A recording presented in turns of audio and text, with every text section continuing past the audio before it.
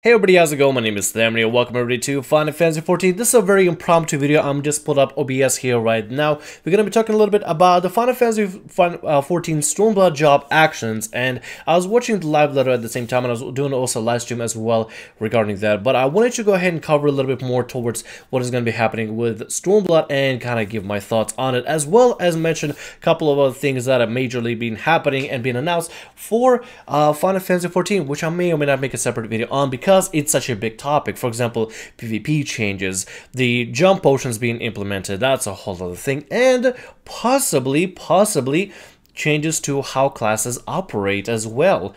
And yeah, nevertheless, let's go ahead and actually start with just simply talking about the job actions. It's just job actions alone. I literally have the video right now linked to it in the description below, and let's go ahead and check it out here. I'm going to turn down the music a little bit here just to make sure we're keeping up with it. So Stormblood is going to be bringing in a huge change to every single class by introducing a secondary resource bar for us to manage and control, which I feel like it might be removing possibly some possible resource value for resources that aren't really used by classes. For example, let's say you play a warrior, you're not really going to use mana really, so instead of focusing, instead of just having mana there, or maybe every now and then when you feel like using flash from cross-class abilities or paladin, instead of focusing about mana, you have another resource to worry about, so you can optimize your gameplay a little bit more and have more things to worry about that will actually gauge on how well you play. So we're going to open up a little bit with the Red Mage, and this one is extremely interesting. It was described as Red Mage will have to focus on utilizing black magic abilities and white magic abilities in hand together, and build resource together little by little. So a little bit of white magic, a little bit of dark magic, a little bit of white magic, a little bit of dark magic, and that's going to be starting off your general rotation at first. And as you build it up a little bit more and more, you can see on the side icon over there, you'll be keeping a gauge meter, and once the red diamond glows, that means I believe that you have the ability to utilize melee. And now you will notice that the Red Mage will jump in and start spending the resources they built of white magic and dark magic as a way to utilize melee attacks. And here I'll rewind as well back. You can see they're casting out some black magic abilities, some white magic abilities, and eventually at a certain point you'll see the red gem start glowing as well, and the outline of the entire resource bar also glow as well. Charge up the resource a little bit more, and then it jumps in for the melee strikes, and that's how it's going to be utilizing its melee and spending its melee resources in order to utilize its melee abilities, and then jumps back to continue casting a little bit more. So that's actually really interesting. I really do like the incorporation of black magic and white magic, because Red Mage is supposed to be a master, kind of like I guess a trickster of all trades, but now master of none, like ace of all trades, but now master of none kind of thing. And it's really cool that they're utilizing black magic and white magic offensively as well. I'm pretty sure there are going to be some utilities where they'll be able to utilize it defensively. Some like maybe they throw out offensive spell and recover, or assist enemies with friendlies with some white magic as well to kind of like balance things out a little bit. But they have to make sure they maintain this balance and then charge up the resource for both black magic and white magic, and then spend it together on melee combinations as like sort of like a burst, I'm guessing. I don't believe that you'll be able to just kind of start off with melee at first. So that's going to be a little bit disappointing for me, because I was really hoping there'll be a lot more melee incorporation for Red Mage. But you know what? I will gladly take the current build-up that they got going on right now. For Dragoon, though, it looks like they're going to be putting up what seems to be like possibly Blood of the Dragon going to be incorporated on this resource bar, and they'll be able to swap between blue stands and red stands accordingly. I don't know really an expert in Dragoon really, but this does look really interesting. It makes me really want to get into Dragoon, actually start playing Dragoon now, because Dragoon at this current moment is a really difficult class for me to understand. As you can see, it charges up red and then goes into the red stands, I'm guessing for the burst, and that's going to be something Dragoons are going to have to practice in order to make sure they can maintain the burst and utilize the burst. It's going to be the primary resource bar to really worry about. I do not believe Dragoons really utilize mana either, but according to some of the Dragoons that I talked about, primarily they'll utilize TP, but now they're going to have to utilize TP and that extra resource bar. I believe that resource bar is going to be gauging Blood of the Dragon and potency of some of the abilities, and they're going to be using it as a resource. So instead of using it as a little bit of TP for that attack, they're going to be using that secondary resource, which should help a lot of the classes a little bit more with resource management, especially if you play as a DPS that utilizes a lot of TP. Instead of utilizing TP, you can also borrow a female secondary resource, which looks really interesting. Now, Dark Knight, somebody told me, I'm not sure if this is confirmed or not, but somebody told me that possibly Dark Knight will not be using mana ever again. They're going to be switching over to this Dark Energy that they're utilizing. I believe that's how it's called. It's either Dark Energy or some sort of... I think somebody quoted as malevolence before. I'm not really sure, but they're going to be using this new Dark Energy for a lot of their resource spending. They're going to be building and spending, building and spending, and it looks really freaking cool. It still looks like they're going to still maintain the same amount of stances and everything, but as you can see, they're going to be utilizing here, building it back, utilizing and building back. It looks like a really neat resource. Doesn't really look like anything major is going to be happening with Dark Knight, but I'm definitely looking forward to this new resource bar. That's going to be added to every single class, and it's going to be added to every single class. That's why we're going through this video, to actually nerd out and marvel at them a little bit here, because it looks really fascinating. Honestly, it looks really freaking cool. Also, now that I realize that, I hope I didn't block the Dragoon resource bar a little bit here. But anyway, let's go ahead and continue further. If I do block it, I will try to make sure I move myself. Now, this one is my favorite of all, mostly because it's a class that I play most of all, but it's also a major change to Bards. Bards are going through extremely good change. First of all, no more casting when using abilities. That is being taken away. Also, what probably is being taken away is... Actually, no, Wondrous Minuet, I believe, is probably going to be changed a little bit, or it's going to be incorporated a little bit differently. Not as a song or a stanza we hold onto, but they're going to be incorporating other abilities in order to make sure that we're still able to maintain the DPS that we're able to with Wondrous Minuet. And if you think about it, Wondrous Minuet did help us do a lot of DPS, you know, a lot of burst damage when it comes to bosses, especially beginning of the fight. So it seems like we're going to actually have a flute as an instrument to maintain our songs. We're going to be focusing a little bit more about poisons, and different poison animation going to be happening. And as you can see right here, the Bard casted Mage's Ballad. No cast them was necessary, they just started playing it. And it seems like Mage's Ballad is going to be playing out all the way for 30 seconds, and throughout the casting of 30, you know, throughout the playing out for 30 seconds, we're going to be generating mana as well. We're still going to stay as a utility-based class that would generate mana, TP, and other, you know, helpful benefits for the team. But it also seems like with some of the songs, for example, not Mage's Ballad, but some of the songs we're going to be utilizing and building resources. For example, here, activate Army's Paean. With Army's Paean, it seems like we're building out 4 notes. Now, I don't really know what the notes are going to be used for, but I believe they're going to be used as a resource spender for certain abilities, and I'll tell you why. Right now, you can only really see Bard utilizing any of the notes for the Army's Paean, but when we switch to a different song here in a little bit, it's going to show up here in a little bit here. Give me a second. Wondrous Minuet. As you can see, Wondrous Minuet is now activated, right? The Wondrous Minuet is still technically there with us, but now, as you can see, we're charging up some sort of like an arrow-shaped resource on what should be spent right now for this ability. And it's spent for another ability instead. I believe that was actually Imperial Arrow that it was spent for. So we're going to be building with Wondrous Minuet extra resources that we'll spend with other abilities on that. If you ever play World of Warcraft, it's kind of like Holy Power with Paladin, or Chakra with Monk.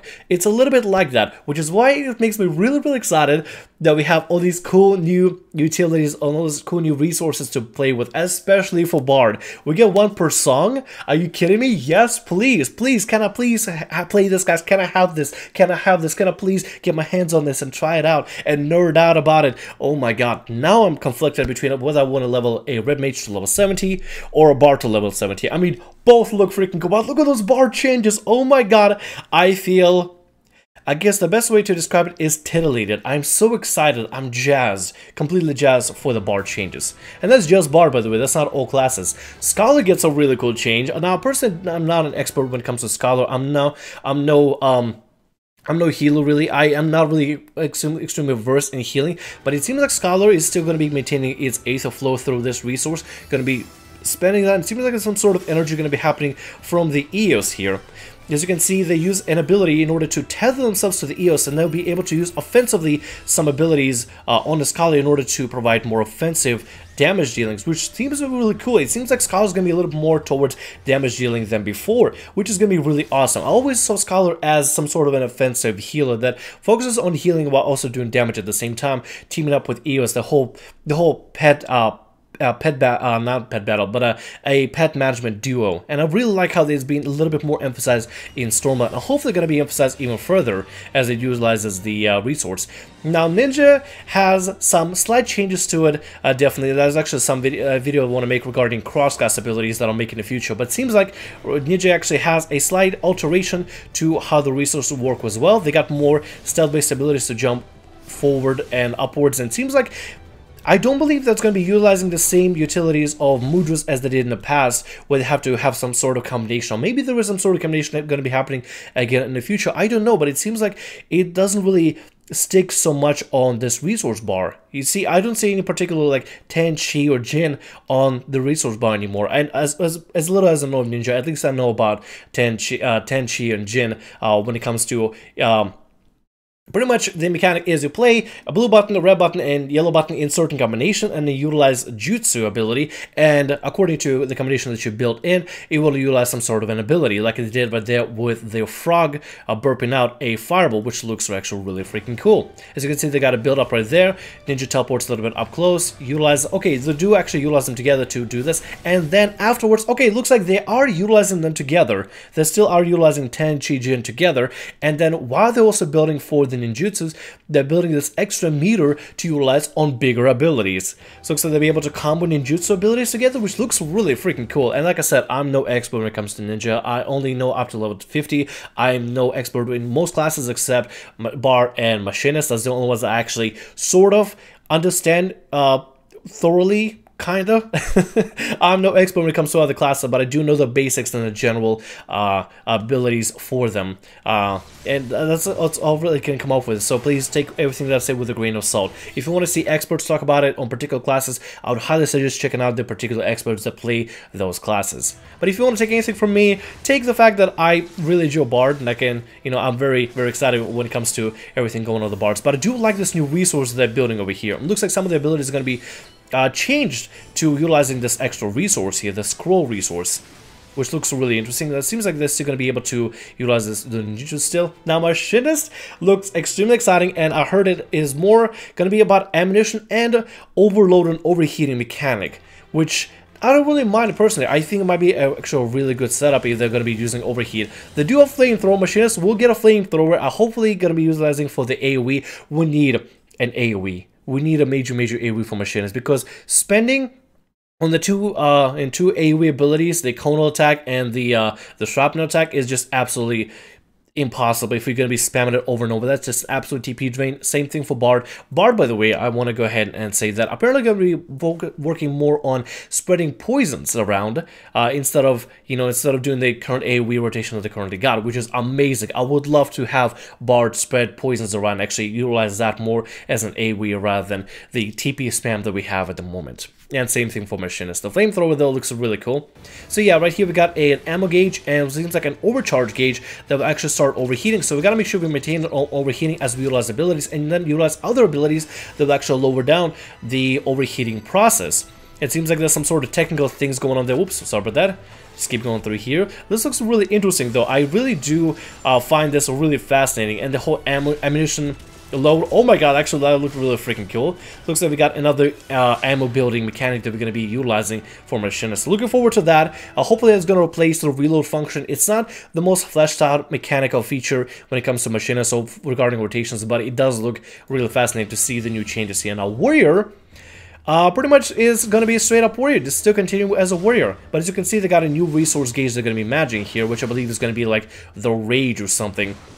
And it's both works for Defiant stance and Deliverance stance, so they're going to be able to utilize a lot of the abilities together. Seems like switching stances is going to eat up a little bit of resources, which should be fine as well. It will allow them to actually maintain more and more abilities. Apparently they'll be able to Fell Cleave 5 or 6 times at this point, which is going to be really insane. And now the Warrior goes into full overdrive, fully overdriving Fell Cleave, and then Fell Cleave, and then Fell Cleave, and then one more Fell Cleave, come on. One more Fell Cleave, and then he's gonna... Never mind, that's a 4 Fell Cleave spam right there, which is really solid. A lot of Warriors are really excited about it. A lot of my Warrior friends are really excited about it. As somebody who recently got Warrior to level 60, I am personally really excited about it. I'm actually really excited about all the tanks, even Paladin. Paladin even gets some really cool looking abilities.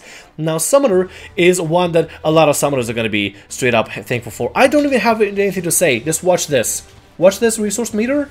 Watch this. You see like dragon wings? Now watch the machine. Now watch the summoner. Watch what they're gonna do. Watch what's gonna come out from them. Watch what they're gonna come out from them. Building resource. Building more resource. Well, they're still fighting, not building much of resource. Utilizing ether flow. Another ether flow. Another ether flow. Building more resource onto that. And what do you see that? What do you see there? Come on, video, come on. Hurry up. Show the epic thing. Watch this. Freaking Bahamut. They literally just summoned Bahamut, and I was thinking, how cool would it be if summoners could summon Bahamut or something greater to fight at their side, even for limited time. The resource does run out as well, so they're not going to be maintaining Bahamut for the entire time, but Bahamut. You got Bahamut summoners, y'all got Bahamut, and it's going to be a really freaking cool way for y'all to... I mean, honestly, I think it's just straight up what they needed. I think they should have had something greater to summon. I mean, there are summoners. They should have had something greater to summon at a certain point. And in Stormblood, adding a little mini Bahamut next to his side. I mean, it's not even a mini Bahamut. It's big, it's taller than you, it's a little bit bigger than you, and it's able to fight alongside you. That should be really freaking cool. I'm actually really excited for a lot of my summoner friends. They're really jazzed about that particular feature. Now, White Mage, I believe, have a slightly different resource. They have what seems to be like a resource over there with the roses, as they're going to be casting certain spells. They're going to be building roses here, and while they build the roses through healing, and I believe maybe through some offensive spells, they'll be able to also spend those roses in order to increase the potency of the spells, or utilize spells that only spend those particular roses, I believe. They will get a lot of offensive abilities, and now, by the way, I'm not sure if I told about it before, but apparently healers will not need cleric sense to DPS. The DPS and offensive spells will be working off of the mind, so you don't have to ever be in cleric sense to DPS. And now no healers have an excuse to never ever DPS ever, because now you have the ability to, you have the potency to, and you don't need cleric sense to do so. Cleric sense will be the change I've heard into an offensive spell that will actually increase White Mage's offensive damage by like 15% or something, and it's like I think a 20-second cooldown or something, which should be really good for DPS, you know, for healers out there, or for White Mages that want to find a way to output a little bit more into DPS and help out the entire team. Because I mean, everybody got a pitch in when it comes to doing raids and battles and stuff, you know. But nevertheless, they're gonna be using this rose mechanic, which I feel like maybe I just don't understand it because I'm not a White Mage, but I feel like maybe there might be something more about it. But there should be another resource material they'll be able to utilize when building these roses. See, as they'll be able to build the rose here, utilize all the roses here in order to improve the magic, the potency, or you know, strength of the heals, utilize some sort of heal. And what you saw right there was exactly as you thought it was. It was a White Mage pulling away Black Mage off of the off of two of them. Apparently it's going to be utilized as an ability that White Mages, and I believe other healers as well, but mostly White Mages, I believe, as far as I understand from the stream that I saw of the live letter, they'll be able to pull away friendlies that have a lot of a decent amount of enmity over to them, to get them away from AoEs or such, and to also grab hate off of them, so that they're not pulling as much aggro. So say for example you got a Black Mage is standing in ley lines and they're coming up with an, you know, they're being targeted by some sort of an AoE. It would be a lot easier for White Mage to pull them away, and then you did see correctly, the Black Mage did pull themselves back to the ley lines. That'll be discussed actually, I believe, next year. Yep, there we go. We got next year for the Black Mage discussion. They do have the ability to pull themselves back into ley lines in case you need to avoid AoEs or something, which is going to be extremely good for Black Mages that really like the ley lines, and bad for bosses that want to just spam AoEs on the ley lines. But it should be good for them. I believe Black Mages don't really have anything particularly good, or particularly I don't mean good. I meant particularly to different going over the resource bar. They will be going with hot and cold mechanics, but I believe they'll also be building a resource as they go from hot and cold and hot and cold. And as they build a resource from hot and cold, they're going to be charging up this what seems to be like an ether flow, dark arts, dark magic resource bar in order to utilize for their bigger explosions. As you can see, the Black Mage, the Black Mage is utilizing the fire forwards and stuff, and also using more fire forwards. And they're going to be utilizing the resources that they build the resource right here with the diamond. And I believe they can actually keep casting over and over and over to build these diamond resources to spend on these like almost like black hole explosions, which should be really cool, and it should allow them to actually bolster their overall damage when it comes to that burst damage. Like, it's still gonna be the epic, you know, the epic glass cannons that, you know, healers are gonna have to protect and everything. So if you play as a black mage and you like your current position, you'll be staying in like a position completely. Now, Astrologian will have a slightly different resource bar, which you'll be able to actually still, I believe, still the same card mechanic as it was before. We can draw cards, redraw cards, burn cards, and hold cards, but I believe it's going to be actually expanded on how many more cards you have. I think they're going to be adding 2 or 3 more cards to the deck, and you'll be able to utilize you'll be able to actually incorporate how this ability is going to be used as well. You also get, this seems to be some sort of a heal over time within a specific area of field attack, and some offensive spells will be utilized for them. Also, it seems like what happened here is the Astrologian went and drew an arrow, a Ewer, and another offensive spell that I believe another offensive card that was actually added here. Maybe this is the bolt. Maybe this is a new icon for, not bolt, balance. This may be the new icon for the balance. Sorry, I'm not an expert in Astrologian. I do have 160, but I'm no expert yet. I'm still memorizing all the names in here. But it seems like they'll have like a 3-card draw to be able to utilize and be able to mix and match how to utilize their cards as well. Yeah, but that is a new card. It seems like it might be actually an offensive card now that I saw it. I believe, let me see here what we got next. They utilize the Ewer to, I think, burn it or to draw it away. I think that maybe rerolled it. Maybe they use that on the ninja there. But then they use this offensive card to actually strike the training dummy with a flare, it seems like. Maybe it possibly was like flare or flame burst or something. Let's go ahead and keep going here into other classes, and another explosion that just happened there, which looks really cool. Very star themed still. And here we got Monk. I do not believe Monk actually got a huge change there. They do have a resource bar that keeps up with their Chi. It seems like Chi is going to become a bigger resource to worry about. And they have Grease Lightning as well, still sticking there, but instead of keeping up with little buffs, little icons, you'll be able to see it a lot better here, and with the timers and everything. I believe also what they'll have is a lot more abilities that will actually improve the generation of Grease Lightning as well, and also incorporation of using Chi a lot more often. It also seems like I believe over at the live letter that said that maintaining 2 monks together, they'll be able to actually obtain Chi from other friendlies in a party. So apparently it's going to be actually really beneficial to run 2 monks together in a party if you really want to maximize the damage. Now that could mean that, or it could mean that monk is just really weak right now, that you have to have 2 monks to even make up for 1 monk's damage. Now I know a lot of players in the Final Fantasy 14 community like to joke about delete monk, but I honestly don't mind this change, especially the visual aspects here, and the fact that maybe it might be able to incorporate and obtain Chi from their friendlies as they fight alongside them, which will allow them to build more and more resources to refresh Grease Lightning. I don't believe there is a way to recover Grease Lightning. You just have to rebuild it again. So it just gives monks a greater ability to maintain Grease Lightning a lot better and not lose it. It seems like not all abilities, but they do apparently spend Grease Lightning right there for that ability. So I wonder if they'll be able to get back all the Grease Lightning. Looks like not. Looks like that they'll just be stuck with rebuilding it back, but with the new changes to the combat and new abilities that they're going to be getting, it should be a lot easier to maintain Grease Lightning, even if they do lose it. So building it back up should not be an issue. So fret not, monks. You'll be able to get your Grease Lightning stacks back up in no time. Hopefully they do add a utility for them though, guys. I feel like that's what a lot of players will complain when it comes to monk, is that they don't offer utility to other party members and everything. What we got here last is Samurai. Now Samurai, I'm not really sure anything about, but I do understand they're building a resource here over at the Samurai Blade right here. There's going to be the resource gauge they're going to be building and spending when it comes to utilizing abilities. I'm guessing they're going to be using TP to build it, and they're going to be using the other greater abilities, higher potency abilities to spend this resource.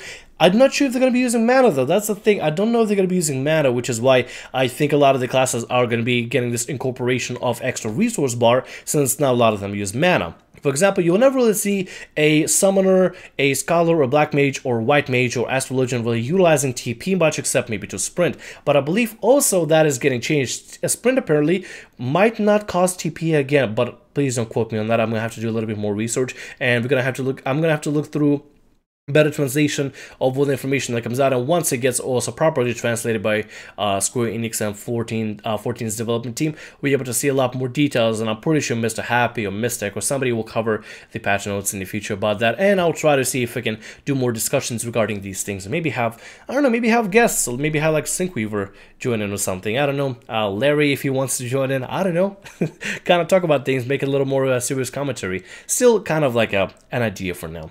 But nevertheless, let's go ahead and go back to the video here. What seems to be happening is they're going to be building certain abilities of them. Are going to be building the resource points right here that you're seeing right here on the side. The red icon, the blue icon, and we'll be able to spend the red, blue, and green icon right here in order to utilize their sword slashing ability, where they put the blade in the hilt and charge up a little bit more and slice up at the enemy. They're going to be spending, I believe, right here as well. Yep, there we go. All three abilities are going to be incorporated together.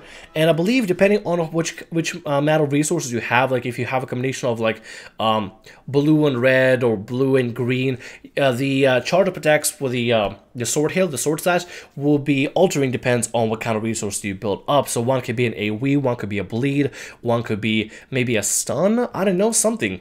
I don't know, something definitely could incorporate with that. Paladin, though, a lot of players are really excited about. They finally get an AoE ability and AoE rotation. They have these cool looking resource bars for oaths. Nobody really knows what they're being spent on. I believe they're going to be also spent on abilities and possibly cooldowns as well. And you will get one for sword oath and shield oath. And it will have their own AoE rotation as well, which a lot of players are really excited about. Like right then and there, I believe that was actually part of the AoE rotation. And would allow players to really incorporate utilizing their, I mean, just in general have a better, I guess, experience tanking as a paladin. I'm not really sure what the oath meter is really going to be resembling at the moment, or what's going to be charging up from at the moment, but they will have this particular ability here, and they did talk about it on Live Letter. What this ability does is, first of all, exciting news, Paladin will get 100% block for physical and magical now from this ability, but they'll be able to also block magical attacks as well as physical, so it should be pretty cool for Paladin that was struggling with magic-based damages in the past. Second of all, this attack right here, I believe it's called some sort of a shield or protective, I don't know, it's a protective barrier. First of all, what it does is makes it so that the Paladin has to stand still. They move, the stance is lost. Second of all, it's something they kind of like channel, whatever.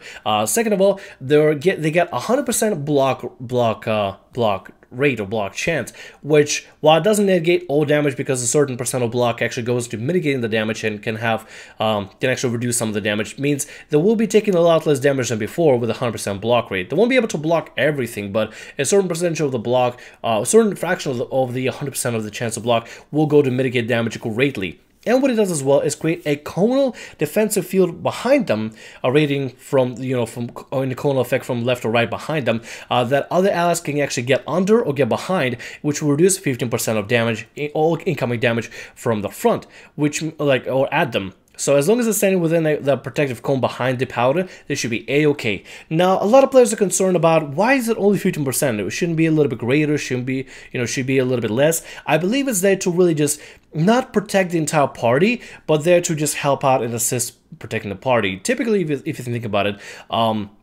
healers are the ones that are supposed to be protecting most of the party, so it will give actually healers a great amount of time to cast some sort of protective barrier or protective shield, maybe have a summoner pop a barrier, or maybe have a scholar pop an orb barrier as well in order to protect and mitigate damage a little bit better. So while it's not, while summoners and while healers still will have to pop some sort of barrier when it comes to dealing with some massive AoEs coming in from a boss, or some sort of a stack mechanic they need to stack into in order to mitigate. Having a tank utilize that ability will actually increase the increase the defensive potency for the rest of the party. So it actually adds another utility for Paladin, which is really good. I'm actually totally down for it. If they want to buff it to 20% at a certain point, I'm okay with that, but 15% is fine by me, because it's 50% for everybody that stands within the cone.